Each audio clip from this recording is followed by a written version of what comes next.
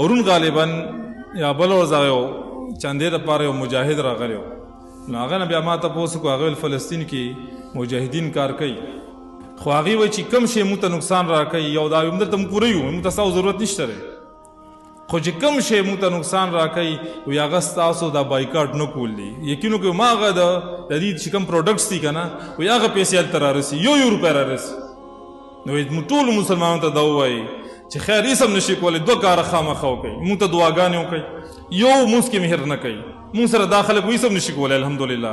وایي بس که ډېر زورې بمباري وکړي اوسه پورې 50,000 ماشومان شهیدان شو، او هغه ډېره د افسوس خبره دا وکړه چې وایي 50,000 ماشومان خو چې کوم رجسټر دي وایي په ملبو کې دومره پاتې دي لا ژوندي دي څوک یې نشي راویستی. څه دي هلته کې؟ وایي موریان یې ورته ناست دي، روژ جماعت یې ملته کوي او پېشمنۍ ملته کوي او بچي او وزونه راځي هغه ورته جاړي. نو دې خلکو ته ووایي چې کم از کم موږ ته دعاګانې کوئ.